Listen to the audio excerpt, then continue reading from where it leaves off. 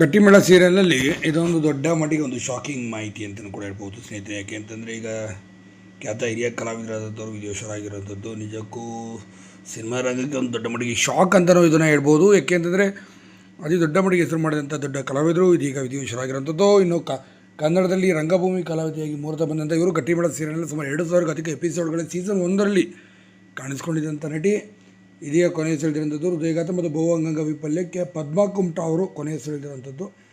ಇನ್ನು ಪದ್ಮಾ ಕುಮಟಾ ಅವರು ಕನ್ನಡ ಸಿನಿಮಾ ರಂಗದಲ್ಲಿ ತಮ್ಮದೇ ಆದಂಥ ರೀತಿಯಲ್ಲಿ ದೊಡ್ಡ ಮಟ್ಟಿಗೆ ಛಾಪನ್ನು ಮೂಡಿಸಿದಂಥ ಅತಿ ದೊಡ್ಡ ಕಲಾವಿದರು ಅಂತಲೂ ಕೂಡ ಹೇಳ್ಬೋದು. ಇನ್ನಿಂಥ ದೊಡ್ಡ ಕಲಾವಿದರು ಇದೀಗ ಕೊನೆಯ ಸೆಳೆದಿರುವಂಥದ್ದು. ಸಾಕಷ್ಟು ದಿನಗಳಿಂದ ಕೂಡ ಅನಾರೋಗ್ಯದಿಂದ ಅವರು ಬಳಲ್ತಿದ್ದು ಸದ್ಯ ಪತಿ ಮತ್ತು ಇಬ್ಬರು ಮಕ್ಕಳು ಮೊಮ್ಮಕ್ಕಳನ್ನು ಬಿಟ್ಟು ಆಗಲಿದ್ದಾರೆ.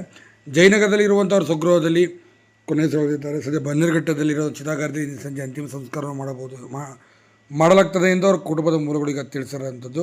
ನಿಜಕ್ಕೂ ಭಾಳ ಬೇಸರದ ಸುದ್ದಿ ಅಂತ ಹೇಳ್ಬೋದು. ಕನ್ನಡ ಸಿನಿಮಾ ರಂಗದಲ್ಲಿ ದೊಡ್ಡ ದೊಡ್ಡ ಹಿರಿಯ ನಟರ ಈಗ ಕೊನೆಯ ಸೆಳೆಯುತ್ತಿರುವಂಥದ್ದು. ಇದು ಚಿತ್ರರಂಗಕ್ಕೆ ಒಂದು ತುಂಬಲಾರದ ಒಂದು ನಷ್ಟ ಉಂಟಾಗಿದೆ ಅಂತ ಸಹ